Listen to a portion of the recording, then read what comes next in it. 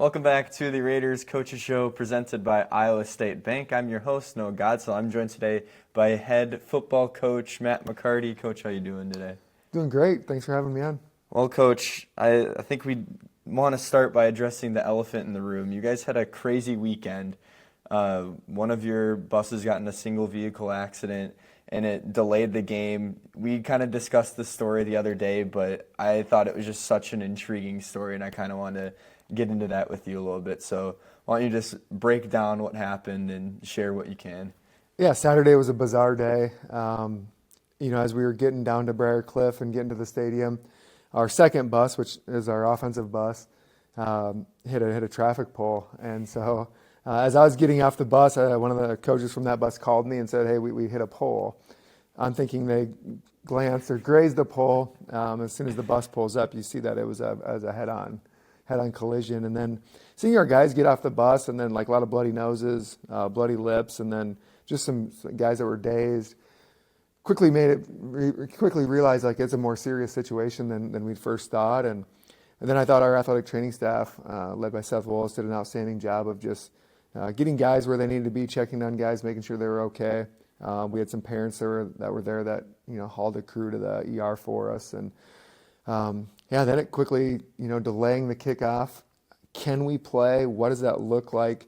What are our options in terms of how we play this game? And, we were without 6 of our 10 offensive linemen that we traveled, 3 starters, 3 backups. And so we had to kind of mash unit, put together an offensive line, and we had guys step into some new roles and did an outstanding job. And really proud of how our guys handled the situation. Completely different day, but they were pretty resilient in how they handled it, and they played really well.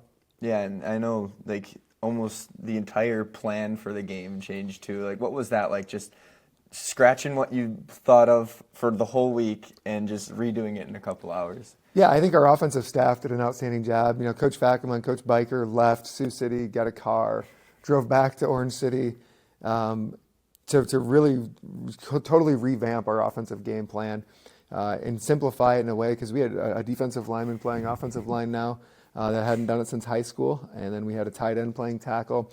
And so we had to figure out what those guys would be able to handle in terms of run game and making our pass game simple enough. And those guys did a really good job of putting together something that we felt like we could go out and compete with. And then Coach Will did a great job. We had a couple hours we were at Briar Cliff where they, took those guys and we walked through base offense. This is what run game looks like. This is what pass pro looks like. Did our best to teach them and get them up to speed. And then those guys played really well. As the game went on, I thought our offense just got better and better, which was fun to see. And I know the offense was great last week, but overall this season, your defense has been awesome. Second in the GPAC in points allowed at 9.2 per game and yards allowed at 223 per game. And I know a lot of your defensive stars from last year graduated, but how did you and your coaching staff just reload and get everyone back together to have another stellar defense this year? Yeah, that group has really played outstanding, and they've kept us in every game, and they've given us a chance to win every game that we've played this year. There's a lot of new faces on that side of the football. Even like new defensive coordinator with Brett Mosier. I think our defensive staff has done a really good job of making sure what we're doing on that side of the ball caters to what our guys are capable of doing. I think that's really, really big. And then we've seen growth from our guys as the season goes on, that they start to gain more and more experience. But we feel like we've got some really good players at all 3 levels. It really starts up front for us. Our defensive line has done a phenomenal job. They're very disruptive in the run game, but then also in the pass game, which has helped us, break in a younger secondary, an inexperienced secondary. Kyler Fritz has done a great job in the back end for us. And then Jackson Smythe and Ben Egley have been phenomenal at linebacker for us as well. So we've had some really good players that have had to wait their turn to play, and those guys are making the most of that chance now. Yeah, and your teams have always really been known for the defense. So what do you find in defense that makes it so important to just be shut down and helps you win games? Yeah, I think something over the years that our group has done really well on that side of the football is play as one unit. And I think on that side of the football, that's so important. And just understanding, like, we've been blessed to have some really smart defensive players, which I think those guys excel for us on that side of the football, because we ask them to do a lot. We ask them to think a lot. We ask them to make calls and put themselves in the best positions possible out there. And and then play together. And so if we can execute at a high level what we're trying to do, then usually good things happen. And we've had some really good groups that have done that. And so for us, it's really getting that group to just understand what's our strengths, what's our weaknesses, how do we take away or limit the weaknesses that we have in the call that we're in, and then just playing together as one. And we've had some guys that have done a great job of that. We're going to take a quick break, and we'll be right back for some more on the Raiders Coaches Show, presented by Iowa State Bank. There's nothing like small-town Iowa. There's something about the people, the community, the values. That's why we call Northwest Iowa home. We're here for our community. We're here to build a better tomorrow. We continue to provide personalized service and innovative products to help achieve your financial goals and dreams. At Iowa State Bank, we're your neighbor, your friend, your trusted bank. Iowa State Bank, we're ready for you. Welcome back to the Raiders Coaches Show, presented by Iowa State Bank. I'm your host, Noah Godslow, joined by Matt McCarty, head football coach. Coach, I wanted to get into some individuals that have really played well this year. The first one that came to my mind when I was trying to write down some questions is Gardner Casey, true freshman running back. He's just shown some flashes of greatness. I know during that game against Dort, he looked incredible. And like I said, just a true freshman. What could we see out of him in his career as a Raider? Yeah, the ceiling is really high for Gardner. You know, he's a physical runner, like a tough physical runner. And you saw that in the Dort game, like the yards after contact in that game were phenomenal. He did an outstanding job there. But then he's got great speed too, and he's a breakaway threat. Was a receiver growing up for much of his life, and so he's got some good ability to catch the football out of the backfield. You know, I think for him, you know, he can be a really special back for us, and he complements our other guys in the backfield really well. Seeing how that group has competed with each other and pushed each other has been really fun to see. And we kind of were talking about the defense earlier, but you have some big senior leaders, Tristan Voss, Ben Enkley, Jacob Dragstra. Obviously, they're very, very talented football players, but beyond just their talent, what does their leadership do and make an impact on the team as a whole, not just the defense? Yeah, those are guys that have been a part of a couple teams that won a national championship, competed for a national championship. They understand what it looks like to compete at that level. They understand what it looks like to be a team that practices at that level. We have a really young team, and for those guys to be able to model it for the younger group has been really important for us. We've had some growing pains this year because of our youth, but those guys have done a really good job of just being tone setters. You know, they're three of our hardest workers in the weight room. They're outstanding leaders for us, and for those guys of just being able to set the tone and show what the standard looks like, it really helps our younger guys out. And sticking with the defense as well, you mentioned him earlier, Jackson Smythe, sophomore this year. He's really just stepped it up. He's currently leading the team in tackles with 39. He's 4 TFLs. Just got GPAC Defensive Player of the Week. And 2 more years of him after this year as well. I mean, what's the ceiling for him as well? Yeah, really excited about having him for a few more years. And we saw glimpses of it last year. You know, he was Parker Fryer's backup, so he didn't get a lot of opportunities to be on the field. But he made some big plays for us in special teams last year, blocking a punt. Early in the year against Mount Marty, he created a fumble against Morningside on a kickoff. So we kind of saw glimpses of what he could do and be an impactful playmaker for us. And then now stepping into that role, the weak side linebacker, our will linebackers, that's really kind of a position that needs to be a playmaker in our defense. And he's done a phenomenal job. He's got great instincts, and he's a really physical football player that shows up at the ball real quickly.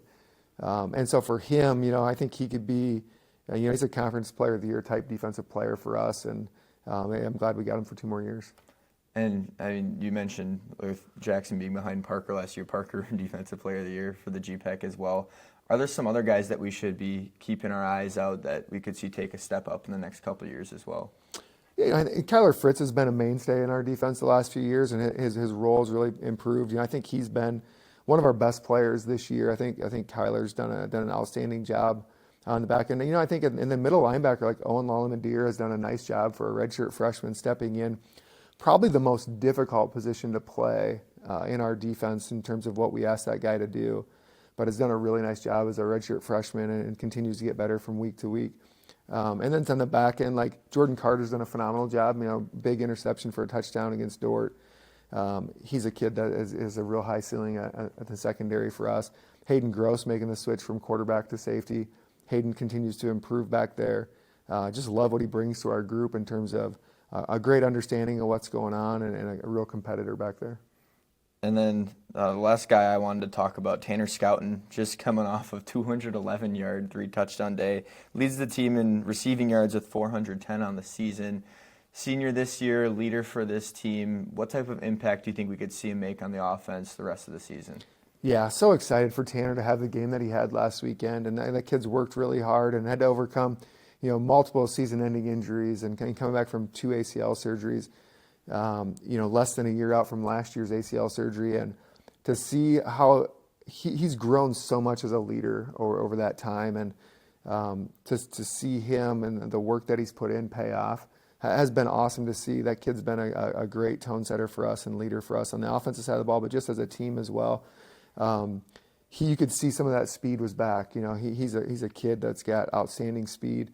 And that showed up on last Saturday, taking a couple of short catches and turn them into big plays. For us, offensively, we need that. We need that big play threat. And so if Tanner can provide that for us this last 4 or 5 weeks of the season, I think that's going to lead to some big things for us offensively. Well, we're going to be right back after this quick break here on the Raiders Coach Show presented by Iowa State Bank. Looking for that perfect home? There's more to it than finding that perfect house in the perfect neighborhood. It's also important to find a personal banking experience that makes you feel right at home. At Iowa State Bank, we get that. That's why we're here to personally service your loans and make that dream home become a reality. We're your neighbor, your friend, your trusted bank. Iowa State Bank, we're ready for you. Welcome back to the Raiders Coaches Show presented by Iowa State Bank. I'm your host, Noah Godsill, joined by Matt McCarty, head football coach. Coach, this season has just been full of challenges and unexpected happenings. And how are you going to take these experiences to help you personally grow as a coach? Yeah, it has been a challenging season. And in terms for us, it's looking at things like how are we growing throughout the season, and for our team, on the field, we want to be playing our best football each time we step on the field. So each Saturday we're looking at playing our best game, but really perspective and how we look at things, the significance of the impact that we have on our guys and the time that we get to work with them. Those are things that really, really matter. And so focusing on who we're becoming throughout this process and throughout this journey has really, been the focus for us. The scoreboard isn't the only measuring stick in terms of like what we're accomplishing. We've lost a couple of really close games, and those have been tough for us, but those setbacks hopefully are stepping stones for this group and improving and playing better down the road. Yeah, and I asked about what the coaching staff's taking away, but how is the team taking away, and how are they going to learn from their experiences this year? Yeah, they've done an outstanding job. I think it's the importance of like the details, and sometimes when you win, some of the mistakes can get covered up because it's like, oh, well, we won. But when you lose a couple really close games, a couple tough games, it really shows like the importance of some of those little things. And I think our guys, the urgency of, hey, this stuff does matter, and we've got to be really good at these things for us to take that next step. For our young guys, that's become apparent now. And so as much as we don't want to lose those games and those setbacks hurt, I think it's allowed us to really focus on things that really matter, and I think we'll see that growth come because of that. And I'm sure with the young group as well, just learning those things is going to be very important down the road. It is, and I've been super impressed with our group, like the attitude and the mindset and the focus that our guys have had at practice, and just the hunger that they've had to show up and work hard every single day. That's been there, and so I know that's going to lead to good things. But this group's been a fun group, and I think there's some big things down the road for these guys. And coming up this weekend, a really big game against Morningside. They lead the GPAC in pretty much every single offensive category. What's the scouting report for that? What's the game plan? Yeah, we've got to execute at a high level. Like, they've got really good weapons. Every time they step on the field, like offensively, I think they're averaging like 51 points a game, and but that's normal for Morningside. Like when they show up, like offensively, they're going to be really good and stress you to defend the whole field, whether it's vertically or horizontally. They do an outstanding job of that. So we can play disciplined. Like, we have to play really disciplined. Last year we held them to 13 points. That's a challenge. We played outstanding last year. We feel like we've got to keep them in the 20s, low 20s. If we do that, we can give ourselves a chance to win, and we've got to make their quarterback uncomfortable to give us a chance. And offensively, we got to just execute at a high level. We've got to play aggressive football. And if we can play aggressive football, trust our athletes on the edges, I think we'll give ourselves a chance. And Coach, any final words, messages out to the Raider fans, and why they should keep coming out to the games, and what they can expect to see from you guys? Yeah, the Raider faithful are the best. Our home games is outstanding atmosphere. It's the best in our conference by a long ways, and it's a great experience for our guys when we have recruits on campus. They go away blown away at what a game day experience looks like at Northwestern, and so that's because of our fans. We've got outstanding fans. People are passionate about Raider football, and it shows. Yeah, definitely not something you see at every single game day atmosphere. Thank you so much, Coach, for being here, and thank you guys for tuning in to the Raiders Coaches Show presented by Iowa State Bank. We'll see you in 2 weeks.